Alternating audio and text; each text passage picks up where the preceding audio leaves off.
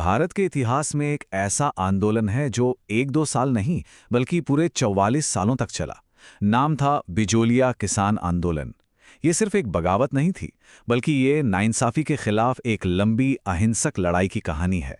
चलिए आज इसके शुरुआती और सबसे अहम दौर को करीब से समझते हैं।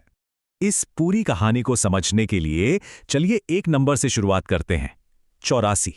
जी हाँ, 84। ये कोई मामूली संख्या नहीं थी, बल्कि ये उन अलग अलग टैक्सों की गिनती थी जिनके बोझ तले बिचौलिया के किसान दबे जा रहे थे। और इसी बोझ ने उस चिंगारी को हवा दी जो अगले 44 साल तक जलती रही। तो सवाल ये है कि आखिर वो कौन सी वजहें थीं, वो कौन से हालात थे जिन्होंने किसानों को आवाज उठाने के लिए मजबूर कर दिया।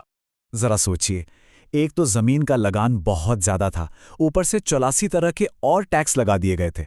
लाटा कूंटा जैसी प्रथाएं थी जिसमें खड़ी फसल का अंदाजा लगाकर मनमाने ढंग से हिस्सा वसूल लिया जाता था। और बेगार तो थी ही, मतलब काम करो और पैसे भी मत लो। इन सब ने मिलकर किसानों का जीना मुश्किल कर दिया था। अब कुछ टैक्स तो इतने अपमानजनक थे कि क्या ही कहा जाए।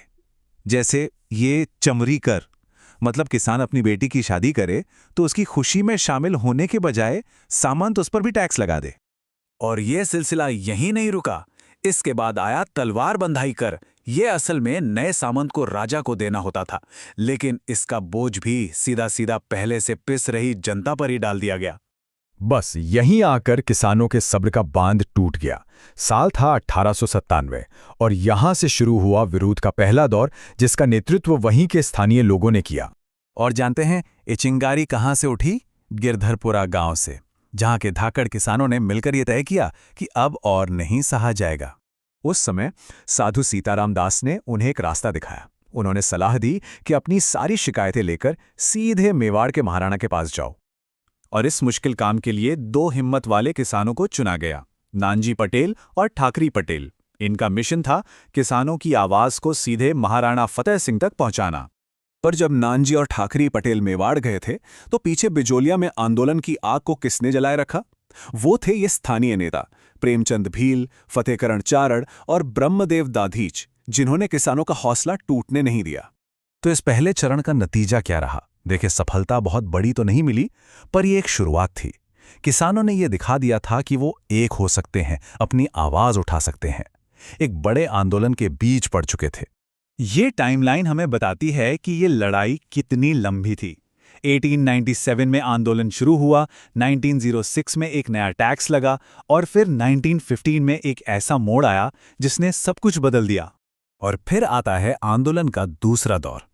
इस दौर में ये लड़ाई एक छोटे से इलाके से निकलकर पूरे देश में पहचानी जाने लगी। ये एक संगठित संघर्ष बन गया।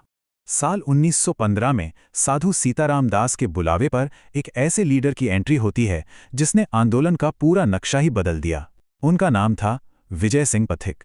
पथिक के आने से सिर्फ जोश ही नहीं, एक सोची समझी रणनीति भी आई। उन्होंने आते ही 1917 में ऊपरमाल पंच बोर्ड बनाया, मन्ना पटेल को उसका अध्यक्ष बनाया और अपनी बात दूर दूर तक पहुंचाने के लिए ऊपरमाल का डंका नाम से एक पर्चा भी निकाला। और पथिक के नेतृत्व का असर देखिए। माणिक्यलाल वर्मा जैसे नेता उनसे प्रेरित होकर आंदोलन से जुड़ गए। 1920 के नागपुर सेशन के बाद तो गांधी जी ने भी अपना नैतिक समर्थन दे दिया। और जमीनी स्तर पर कालू जी, गोकुल जी और नंदलाल जी जैसे किसानों ने आंदोलन को और भी मजबूत कर दिया। सालों तक जो ये अहिंसक संघर्ष चला, उसका असर आखिरकार हुआ। सरकार और सामंतों को बातचीत की मेज पर आना ही पड़ा। ये वो ऐतिहासिक बातचीत थी। एक तरफ थे अंग्रेज अफसर रॉबर्ट हॉलैंड, विल्किंस, आल्गवी और मेवाड़ के प्रतिनिधि प्रभाष चंद्र चटर्जी और बिहारी लाल।